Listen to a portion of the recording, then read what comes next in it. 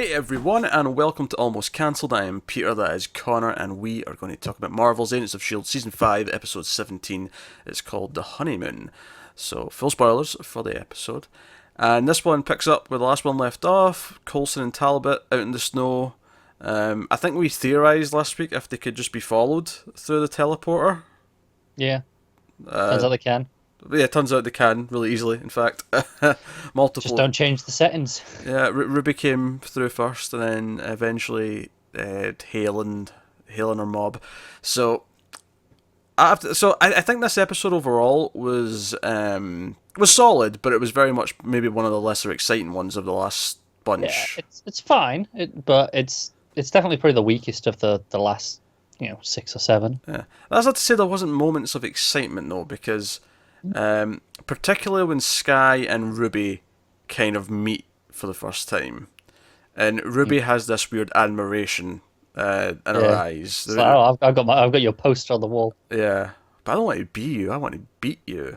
That fight was enjoyable. Good. And of course, it all ends with. I will say there's a couple of stunt double moments where I was like, yeah, I can tell it's a stunt double. Yeah. That's fine. Don't get me wrong, it's not as bad. Like I think it's a lot better than it used to be. I remember on the hit television show Buffy the Vampire Slayer, it was quite often very obvious when someone was subbing in for Sarah Michelle Gellar or one of the other ladies. I mean, even more recently, Arrow has been atrocious with stunt doubles in the last couple of years. Oh, sure. I think the reason why because I think generally things are better now. I mean, Arrow's maybe the exception of it. I feel like they handle it better now, and because if you go all the way back to the original Star Trek, they don't even try and hide it at all. Something from Buffy's era do try and hide it, but it was kind of obvious a lot of the time anyway. I think they had this feeling where we can get away with the girls easier because they've got the long hair, so the hair's whipping around, but it often felt like they're constantly making sure their hair's covering their face, so it's really obvious as a stunt double right now. This didn't have that, but there was just one or two little moments where I was like, oh no, I can tell that's not, what's her face, Chloe Bennett, when she was rolling around and stuff. But no, the fight itself was fun, and of course the big result from this is that Deke doesn't really follow orders and ends up getting shot because he cares too much about Sky. Which, just to skip to the end of this, he clearly has a crush on her because while he's all doped up on pain meds, he's like, I really want to kiss Daisy on the mouth. Her to kiss me back, because that's what makes it fun. Yeah. This was enjoyable. Yeah, and then trying to do a cool handshake with Mac. And he's like, should I shave my head? Maybe Daisy would like me then. And you got Piper there going, yeah, do it. That sounds like a fine plan. Yeah. Sounds like and then obviously when Sky comes in, she's like, yeah, that was weird. Mac's just like, just don't bother. It's not worth it. Yeah, don't bother, Piper. So I expect much more comedy to come from this, especially, right? So this is what has to happen. They have to do something. It may just be a kiss, but they have to do something before Sky finds out that it's Fitzsimmons' grandkid. It has to be before that. Because I actually thought earlier on in the episode, this would lead to them finding out because maybe he would need a transfusion and they'd be like, oh, we don't know what blood type he is. Yeah. And then but Fitz and Simmons would be like, well, very good chance he's matching us. But no, they save him. I mean, Mac, despite not being a surgeon, he's like, oh well, I've got steady hands and I'm good with instructions. So you just Piper, you studied some of this. He just gets right in there, doesn't he? He does. He doesn't look very happy about it. Here's a question. This is maybe my misunderstanding of the purpose of the cap they wear when they're in surgery. I assumed much like a cook, that was to avoid hair going places it's not supposed to in the body. So I question why Mac requires one. Yeah, I also thought it was that. I think Mac just wants to get into costume a bit. Do you think that's what it is? Because he's wearing this, this cap, and I'm like, "You're bald, Mac. There's no hair." Yeah, I think he's just getting into character. If anything, you need a mask in your face for the beard, but the head's fine. Do you know what? I was in McDonald's the other day, and I saw someone with one of those on the beard. I've never seen one before. Oh, really? I've never seen someone actually wearing one, but there's this one guy with a beard, because he was bald on the top, so he didn't have a head cap on. But he had one on his face. But he had a beard one on. It goes up around his ears. I was like, that just looks wrong. I mean, I guess I have to applaud that they're taking the hygiene seriously. Yeah, So yeah, it makes sense. I get that they're doing it, but everyone um, needs to be in I it. just I question now. Someone in the comments might tell us that that's not actually the only reason why they wear these, and that's fair enough. If you tell me there's another reason, I will. I don't want to know. I want to just think Max is getting into character. It makes him think that he'll be better at it if he looks the part. See, I'd be the opposite. I'd feel like, oh no, I get to not do it. I get to be the exception because it's not a concern for me. I'm Yeah, special. I get you. That'd be my attitude. But hey, Matt wants to feel like one of the medical gang. Let him let him go for it. So that was that was entertaining enough, especially when it got to the end. Of course, one of the conversations. So when Coulson and Cole come back, my cat's playing with something. I'm just looking at what the noise was. When Coulson and Cole come back, they rescue him with Talbot, and they casually mention at one point, "Oh yeah, where's Fitz in that? Oh, he broke out his Yo-Yo and Simmons broke him out the cell and trapped Mac in there." And Coulson's like, "Fitzy's cell? Uh-huh." Maybe we have to fill me in this long story but I'm hearing so much Yeah, about. And he never actually gets the full story from what we hear. I mean, I assume it happens off camera. I'm sure by next episode you'll just know it everything. must have. Yeah, But the big scene that comes here though is that May pulls him aside after they get back in. He's like, "Oh, we're going to have a word." He's like, "Oh yeah, so what happened with Fitz?" He's like, No, that's not what the conversation we're having right now, Coulson." And she basically brings up, "Hey, you didn't even try and fight back. You just gave yourself over." And he tries to justify it. He's like, "Hey, it was a plan. It worked. We rescued Talbot. We have intel. We have intel of what our plan is, where our base is, all these things. You know, so..." But she's like, no, you're being reckless because you're saying that you're in no rush to die, but honestly, you're kind of playing by different rules. You're not playing with the same strategy you once would have. Now yeah, that you think, oh well, I can be a bit more risky because I'm a goner anyway, kind of idea. But it's a very good scene. It's probably the emotional high point of the episode, I think. yeah, definitely. And I like that it also has a good laugh as well, despite the fact that it has because May actually gets affectionate, and in a very angry May way, of course. But she's like, "Hey, you're not the only one who gets to decide, like how to tackle this, how to handle this. That also belongs to the people who love you, which includes me. I love you." And then there's like a second pause, like, "Yeah, that shut you up, didn't it, Phil?" And she walks off, which was such a May way of doing it. It was. And do you know what? I mean, obviously we've hinted at them having a romantic connection in the last year or so. Ever since whatever point in season 4. Well, that was the thing because to Coulson, this happened, but it was LMD May. Yeah, you're right. Yeah, but even when they talked about it in the future, like there was hints, like she was kind of Yeah, getting that something else went on. Now, what I love about this plays non-romantically as well. Even if this is not, I think there is some romance in there, but oh, definitely. even if it was without any romance, this would still completely play. If they'd never done that whole thing where they might have feelings for each other, this scene would still play almost just as well because she probably does love him anyway, and she's probably never said it because she doesn't strike me as the person who goes No, I around don't saying think so. such phrases, you know. So, no, this scene played quite well for me. Meanwhile, there's more stuff feeling depressed about Talbot because Talbot's still like freaking out. He wants to talk to his son. Yeah, that stuff was nice. Him just struggling to look at Sky. Yeah, referring to the other one as a skinwalker. Yeah, Or a skin job. No, it was a skin job, which reminded me of Blade Runner because that's the phrase they used in Blade Runner yeah. for the androids. Sorry, the replicants. I should use the proper terminology if I'm referring to Blade Runner. But hey, so the little post credit scene is that Sky actually gets him a secure line. It'll only work for a few minutes, but you can have a line, and he gets through to his wife. But the big twist here is that Hale's people have already gotten to her, and she's reading like, "Hey, you need to comply. Are you ready to comply?" And he's like, "Yeah, I'd be happy to." That's kind of the end.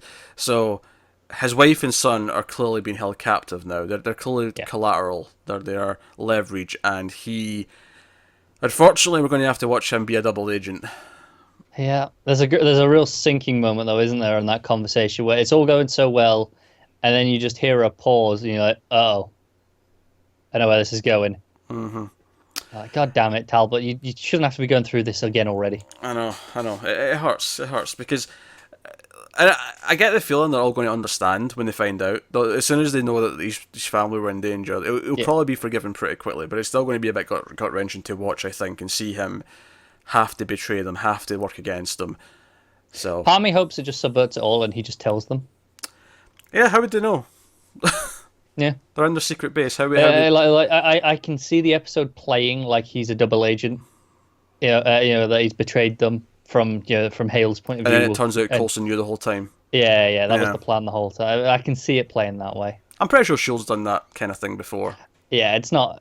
I mean, it's not a fresh idea, but it's fine. I know, it works. It works. It would be nice and uplifting. But Talbot's on the team. He's Exactly. Do you know what? I'll be curious to see how much of Supergirl he's in when Supergirl comes back. Now that he's been on 3 episodes in a row of S.h.I.E.L.D. Because I wonder if that break that Supergirl had was a nice time for him to. I mean, I know it was still Maybe. shooting, but I wonder if he was away shooting. Because he wasn't in most of the episodes back after Christmas, I don't think. So I'm wondering if he was away shooting S.h.I.E.L.D. during then, and then he came Jump back over. Yeah. I'm wondering how that lined up, and if that helped him juggle both shows. Yeah. Well. Where does Shield shoot? Do you know? I believe S.h.I.E.L.D. shoots in LA. It's quite a journey then. I think it is. It's not a Canada show. I'm sure it's not a Vancouver show. I don't think it is, but I didn't know if it was LA or not. But I think it is, but I mean, I could be wrong. I could be wrong. it's quite a journey to go back and forth between the jobs. Yeah. But hey, actor's life and It is. all It that. is. Gets paid for it quite handsomely. What impresses me more is Piper, who's also on Supergirl, Yeah. because she's not a big. Because at least with Adrian Pasta, okay, you got a big guest star who's doing this big role in both shows. Okay, he's worth flying out for your guest appearance. She's everywhere though, isn't she? But because usually the reason why it usually works out fine is because they'll usually pop up in all the shows that are shooting in the same location. So they'll show up in all the Canadian short shows because it's easy. Yeah. They'll go around. They'll do a guest spot in Supernatural one day. They'll do a guest spot in Flash one day, and they'll just they'll jump around. But this is a little bit weirder because she's a pretty small character. And she's a little bit more prominent now in S.h.I.E.L.D. because she's actually she's done this thing where she kind of betrayed them and she's got a bit more plot now, but she's always been a minor character. She has, but she's been recognisable for a while on Yeah. both of them. Which is why it was really confusing in season 1 of Supergirl when I kept thinking, I've seen her for somewhere before, because especially since she's essentially the same character. She's an agent. Yeah, just agent. Yeah. To the point where I just call her Piper on Supergirl because I don't like. No, I don't. They've even told us her name, frankly. I don't think so. I mean, if they have, it was an offhand comment once somewhere. Yeah. So Von Strucker and Ruby kind of fights back against their mother. Yep. Going to do this now. They all kind of go to this where the chamber is, which is of course incidentally where Fitz and Simmons and Yo-Yo have went, and the Superior's there with some robots. And they're there to try and sabotage things, blow things up, or if all else fails, just hit it with a hammer. At one point, Fitz is just smashing it. Do what you gotta do. There was a reference actually because they actually jump out the Quinjet on parachute. They go skydiving, and there's a little reference actually, which I think is a reference to the season 1 episode where Simmons is thrown off the plane. And I think it is, because Fitz wants to jump out after, but Ward has to go down. He chickens out, and Ward jumps out, or he doesn't check it out. I think he just doesn't do it quick enough. Ward jumps out first because he struggles hero. with the straps. Yeah, because that's the strap line. She's like, nothing wrong with the straps this time. And he even says, "Oh, how far we've come" before they jump out. And I'm like, yeah, again, feeling that we're being the greatest hits. It does. It was that was like episode 5 or 6 or something like that. I'm pretty sure. Yeah, that was relatively early. But they go down. I did laugh when, because Fitz just sees Yo-Yo use her robot arms to break a padlock, and he's like, turns out getting your arms cut off wasn't all bad then. And Yo-Yo's just staring at it, and I'm like, you know what, I'm on Fitz's side here. I would see the silver lining in the cyborg arms. I'm not going to lie. I mean, until they get disabled, and then you're screwed. Well, yeah, that's the thing that happens in this one is she, when she goes to use her super speed, the first time she's done so, her arms can't handle it. And by the sounds of it, Fitz thinks he can just recalibrate them to make it work, but he can't just do it there and then. That'll be a day at the office when they get back. Yeah. So that's fine. They can fix that. But it is an interesting little caveat that with the arm she can't use her power. For now. Yeah, at least for now. But I think it's kind of funny that it swaps what her power is, because now she has super strong arms, but she can't use her speed. I kind of like the handicap that sort of swapped around, depending.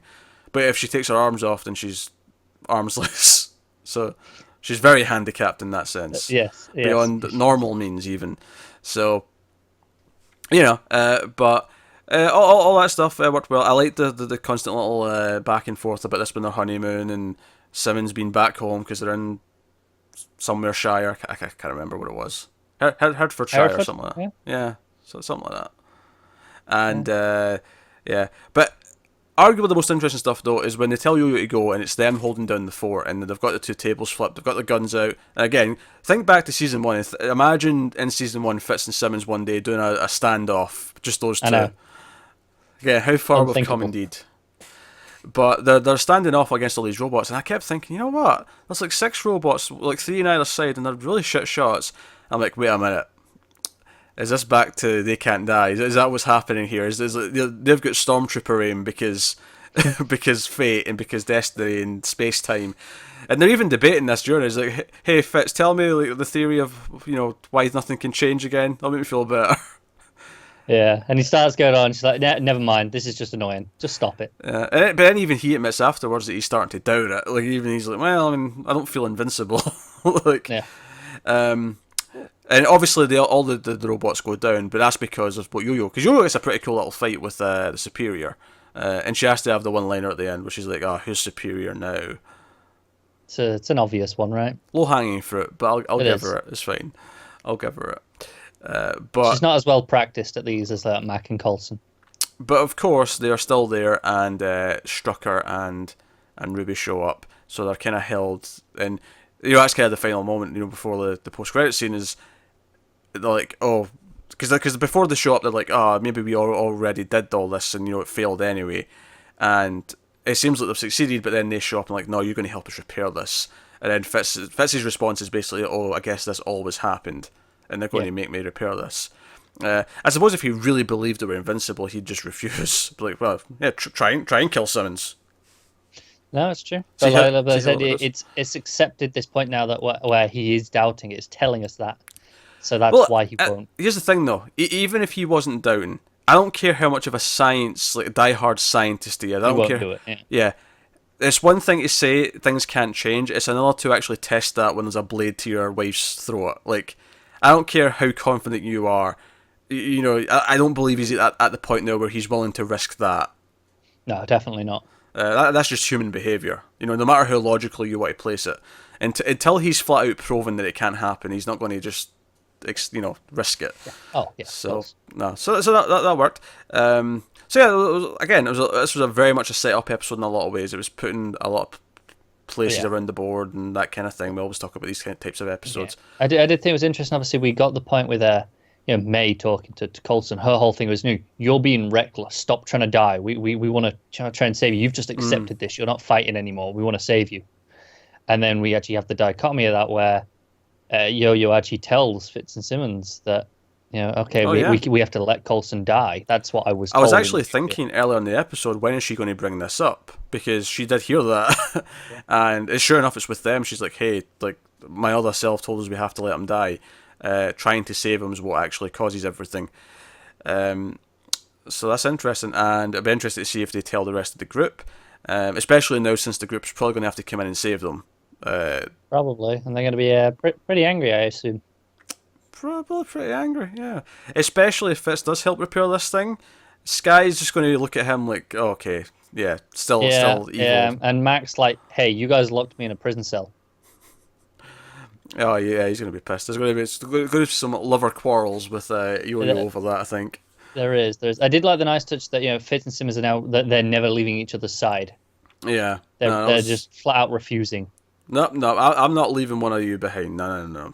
Yeah. This is every time that happens, we end up getting separated for months. Sometimes on another planet, sometimes in the future. We're just not doing it anymore. Yep, it's a good choice. Yeah, it'll last 6 months, and then they'll be like, you know what? I need my own time. Right? I'm just I'm sick of you. Let me go take a bath. Damn it, Fitz. But no. solid as always though. It is. Yeah, it didn't have the flashier moments as some of the past couple episodes have had that have been really, really amazing. But It's solid in the overall story. It's less satisfying as an individual episode.